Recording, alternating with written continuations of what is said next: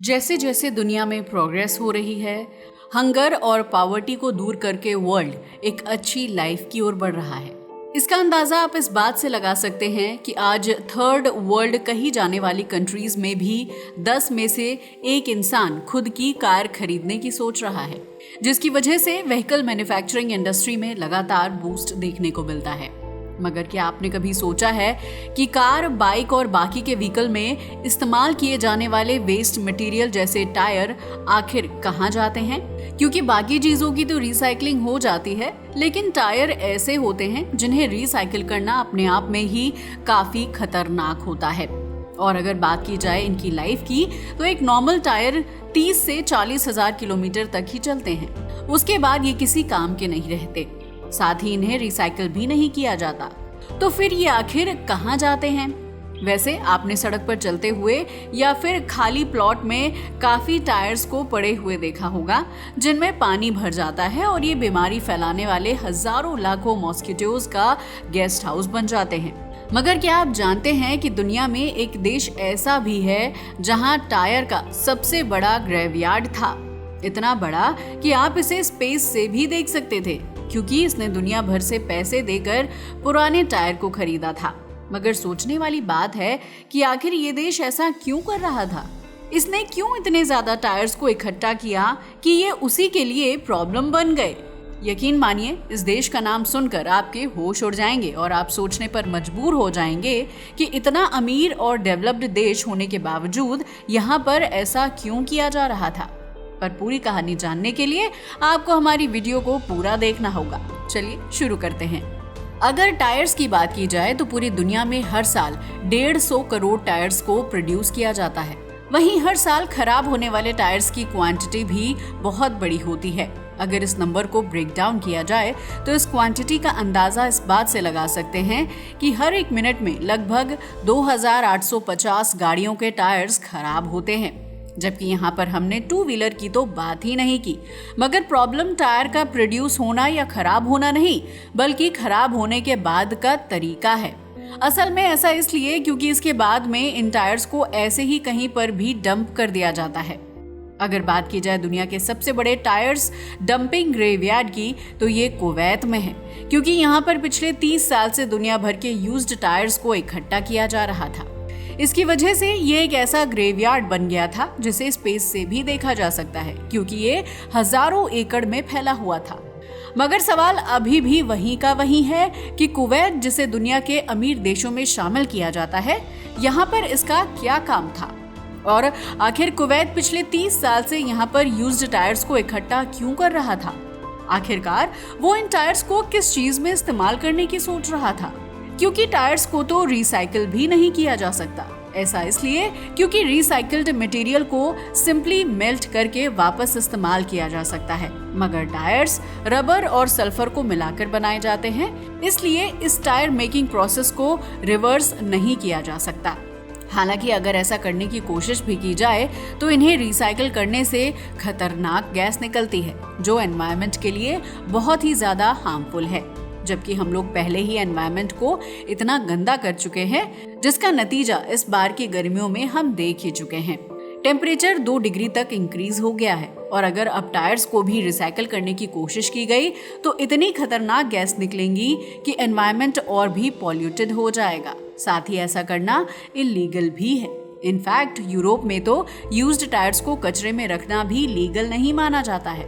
मगर जहां western countries में इन्हें कचरे में रखना भी इलीगल है, वहीं कुवैत ने बाकी देशों के सामने एक ऐसा ऑप्शन रखा जिसे उन्होंने खुशी खुशी एक्सेप्ट कर लिया। असल में कुवैत ने सभी कंट्रीज को बोला कि आप अपने यहाँ के यूज्ड टायर्स को हमारे यहाँ भेज दीजिए। यही नहीं, कुवैत ने तो उन्हें इसके लिए पे भी किया, जिसकी वजह से हर साल वेस्टर्न कंट्रीज करोड़ों यूज्ड टायर्स से छुटकारा पाने के लिए इनको कुवैत भेजने लगी, जिसकी वजह से यहाँ पर दुनिया का सबसे बड़ा टायर्स ग्रेवयार्ड बनता गया। अगर बात की जाए कुवैत की, तो ये दुनिया भर से पुराने टायर को मंगवा तो रहा था, लेकिन इसे खुद भी नहीं पता था कि वो इन टायर्स का करेगा क्या। या फिर हो सकता है कि उसने कोई प्लान बनाया हो, लेकिन वो प्लान कभी एग्जीक्यूट ही नहीं हो पाया।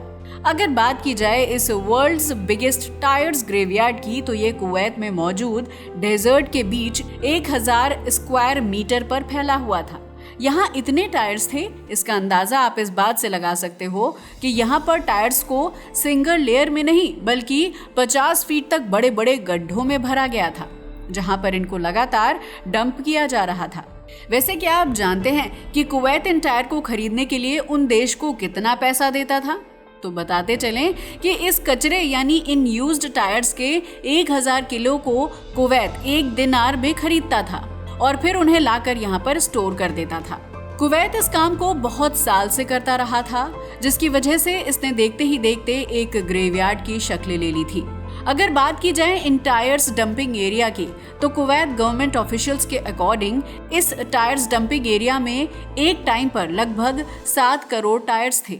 हमें पता है कि अब आप सोच रहे होंगे कि कुवैत, जो कि एक बहुत ही रिच कंट्री है, जिसका पता इस बात से भी लगता है कि एक कुवैती दिनार 3.3 अमेरिकी डॉलर के बराबर होता है, मगर फिर भी कुवैत दुनिया भर का टायर कचरा अपने देश में मंगवाता जा रहा था, जिसकी वजह से पूरी दुनिया ये देखकर हैरान हो रही थी कि आखिर कुवैत टायर्स का ये कचरा जमा क्यों कर रहा है, क्योंकि अभी तक कुवैत केवल इन्हें जमा कर रहा था।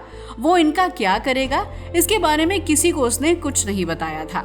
साथ ही इनमें से कुवैत ने किसी एक भी टायर को रिसाइकिल नहीं किया था। वैसे हम आपको बताते चलें कि स्टार्टिंग में कुवैत गवर्नमेंट के पास भी इसका कोई प्लान नहीं था, मगर फिर भी वो टायर्स को जमा करते जा रहे थे। उन्होंने तब तक इन्हें इकट्ठा करना जारी रखा जब तक कि कुवैत में इसकी वजह से परेशानी नहीं खड़ी हो गई। टायर्स की वजह से यहाँ पर एक ऐसी घटना हुई जिसके बाद में कुवैत सरकार ने टायर्स के इस ग्रेवयार्ड को सीरियसली लेना शुरू कर दिया, और ये सब हुआ टायर में लगने वाली आग की वजह से। अब आप सोच रहे होंगे कि ये टायर तो डेजर्ट में पड़े थे, भला यहाँ पर इनमें आग कैसे लगी?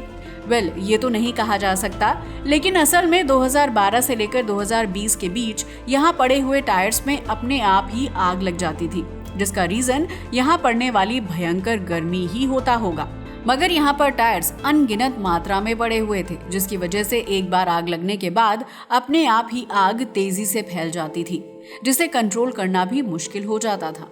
यही वजह थी कि सबसे पहले इन्होंने यहाँ पड़े टायर्स को अलग अलग स्क्वायर में डिवाइड किया, ताकि अगर आग लगे भी तो भी एक ही स्क्वायर में टायर्स जलें और उन्हें कंट्रोल किया जा सके। मगर इसके बाद भी आग लगने का ये सिलसिला थमने का नाम नहीं ले रहा था। यहाँ आग लगने के बाद में चारों ओर काले धुएं के बादल फैलने लगते, जो अपने आप में ही जानलेवा गैस पैदा कर रहे थे। यही नहीं, आग लगने के बाद इस ग्रेवयार्ड के पास मौजूद शहर अल जहरा में मौजूद लोगों को काफी तकलीफ का सामना करना पड़ा। अब कुवैत के अथॉरिटीज को ये बात सताने लगी कि जब एक स्क्वायर में लगी आग से ही इतना भयंकर धुआं और गैस निकलती है, तो अगर पूरे ग्रेवयार्ड में आग फैल जाए तो क्या होगा।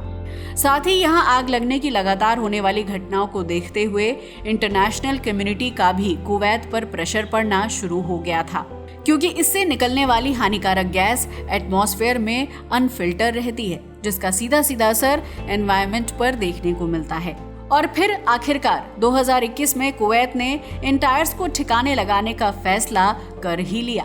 बस फिर क्या था, कुवैत सरकार ने यहाँ पर टायर्स को बड़े बड़े कंटेनर में भर भर के पूरी दुनिया में रिसाइकलिंग के लिए भेजना शुरू कर दिया। मगर सवाल अभी भी यही था कि इन यूज्ड किए हुए टायर्स को आखिर किस इस्तेमाल में लाया जा सकता है। तो ये जानने से पहले आपको पता होना चाहिए कि एक नॉर्मल टायर में क्या होता है। असल में एक नॉर्मल टायर में 3 चीजें होती हैं। सबसे पहले रबर, दूसरा कार्बन और तीसरा स्टील वायर। अगर बात की जाए इन्हें रिसाइकल करने की, तो टायर्स को रिसाइकल करने के लिए पायरोलिसिस प्लांट की मदद से सबसे पहले इन टायर्स को मेल्ट किया जाता है, जिसकी वजह से रबर मेल्ट होकर गैस बन जाती है, जिसे ठंडा करके फ्यूल के रूप में इस्तेमाल कर सकते हैं। उसके बाद बचता है कार्बन और स्टील वायर। कार्बन को हटाने के बाद स्टील वायर को अलग किया जाता है और रिसाइकलिंग फैक्ट्री भेज दिया जाता है। इसके बाद हालांकि बताते चलें कि टायर्स को रिसाइकल करने के और भी कई तरीके आ चुके हैं। इनमें से एक है श्रेडिंग। अगर बात की जाए इस मेथड की, तो इसमें टायर्स को रिसाइकल करके पाउडर फॉर्म में लाया जाता है, जिससे कंस्ट्रक्शन में इस्तेमाल किए जाने वाले रबर टाइल बनते हैं। जब कुवैत में आग लगने की वजह से हार्मफुल केमिकल्स निकलने लगे, तब कुवैत ने फटाफट इन सारे टायर्स को रिसाइकल करवा दिया। पहले ये दुनिया का सबसे बड़ा टायर ग्रेवयार्ड था, लेकिन 2021 में इसे पूरी तरह से खाली कर दिया गया। वैसे आज भी दुनिया के कई देशों में टायर डंप किए जाते हैं। हालांकि कुवैत इस ग्रेवयार्ड से पीछा छुड़ा चुका है, मगर दुनिया के कई सारे देश आज भी टायर की बढ़ती मात्रा से परेशान हैं। टायर मैन्युफैक्चरिंग कम होने का नाम नहीं ले रही। इनफैक्ट ये तो समय के साथ बढ़ेगी ही, क्योंकि पहले जहां केवल हाई क्लास के पास ही व्हीकल होते थे, अब मिडिल क्लास फैमिली भी लगातार व्हीकल खरीद रही है। इसका अंदाजा आप भारत में होने वाली कार मैन्युफैक्चरिंग से ही लगा सकते हैं। वैसे आपका इसके बारे में क्या ख्याल है? आखिर कुवैत ने पहले टायर को जमा क्यों किया? क्या वो इनका किसी और चीज में इस्तेमाल करना चाहता था और बाद में नहीं कर पाया, जिसकी वजह से उसे इस डंपिंग को हटाना पड़ा? अपनी राय हमें कमेंट करके बताना ना भूलिएगा। साथ ही अगर आपको हमारी वीडियो पसंद आए तो इसे लाइक और शेयर करें और हमारे चैनल को भी सब्सक्राइब करें। जय हिंद दोस्तों।